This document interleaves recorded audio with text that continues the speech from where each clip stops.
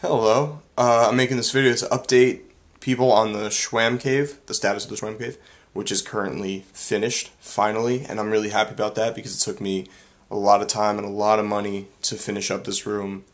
And by finished, I mean, it was finished not too long ago, but I mean, 2 minutes ago I finished the aesthetics of it, which means putting up posters.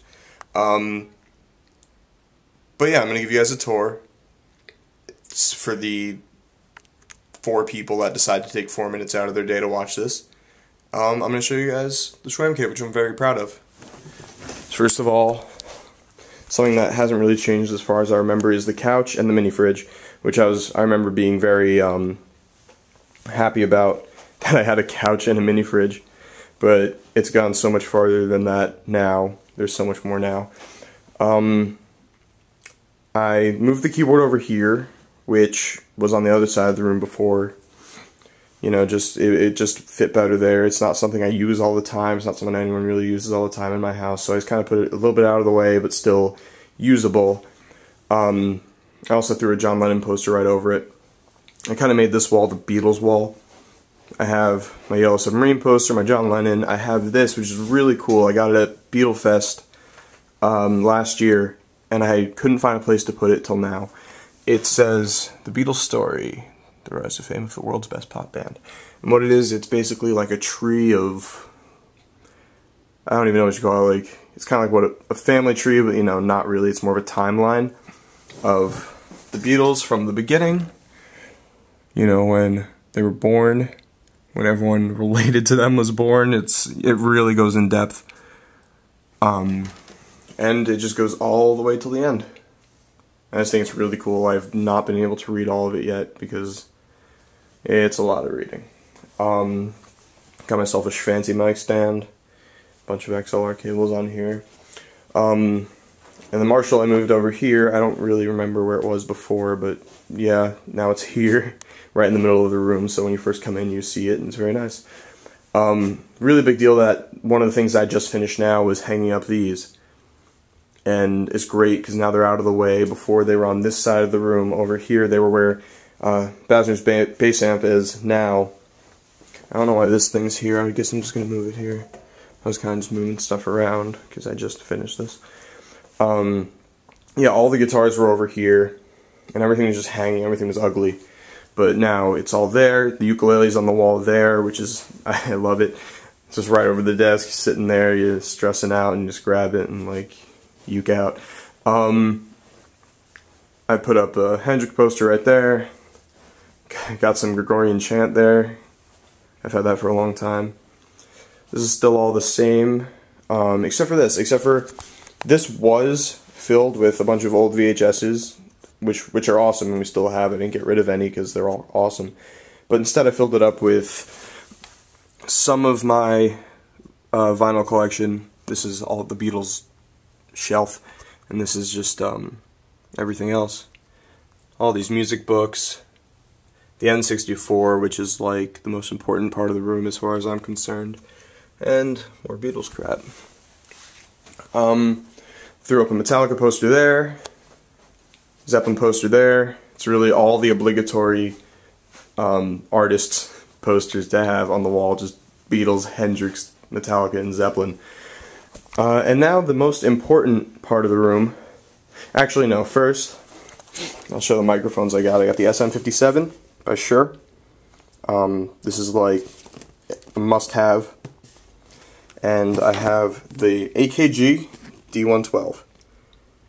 And I use this for, you know, my kick drum, my bass, and if I just don't, you know, if I need another mic, and because I only have these two.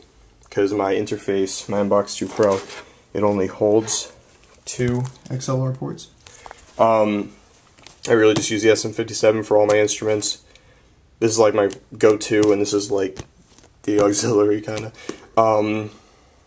I've used this even for an overhead for my drums. I use it for vocals and everything out. This like expensive ass pop filter. Really expensive. Uselessly expensive. I could have probably made one for $2. But now the most important part of the room is the drum set. which isn't a particularly new part of the room, but since I made the last video it is. I've gone through a lot of... I've worked on this drum set a lot, I've had people work on it for me a lot, and I think it's finally in a place where it sounds really good, and I've used it for recording finally. I finally used this room extensively for recording, you know. One song I've finished is going to be coming out soon. We're going to try and make a music video for it, and another one we're still mixing. I put up some foam over here for echo proofing purposes, and it works really well. It sounds great. The second we put up just the first like square of it, it sounded so much better. Even like now, if I was talking right here, you'd be able to hear the snare just going, you know. Now it's a lot better. I still have the Schwam sign. Have some tickets from Could It Kill's first shows. We have some more coming up. And I guess last but kind of least, I emptied out all the clothes from the closet because I don't even know if I showed this before, but it was filled with clothes, and I just really didn't want. I wanted this room to be all music all the time. So now I have a fog machine in here because I don't know why I have a fog machine. I have all my pedals. I have that wireless system here. I have the foam, a little extra foam. I have all these cases and stands. Everything that I don't need to be within arm's reach of me, I have here. I also put a bunch of these power strips in here. So now there are about like 33 outlets that I could use in here, which is awesome. I'll never need that much, so it's perfect. You always want more than you need. So anyway, one more quick look around, I guess, from the door.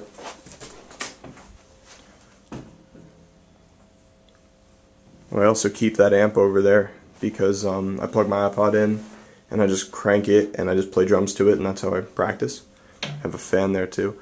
And yeah, so this is the Schwam-Cave complete. Anything else that I get for this room is extra.